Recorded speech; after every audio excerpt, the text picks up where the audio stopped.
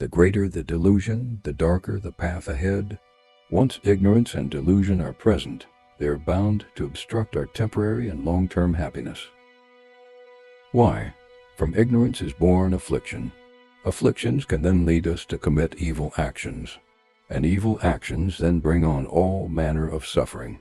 From this you can see that ignorance is the source of affliction and suffering, and the root of all faults. Hidden within every being is a great demon king. This is none other than ignorance and delusion.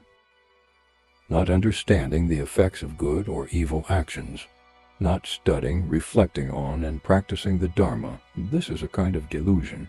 Not having any understanding of emptiness that is free from conceptual elaboration, this too is a kind of delusion.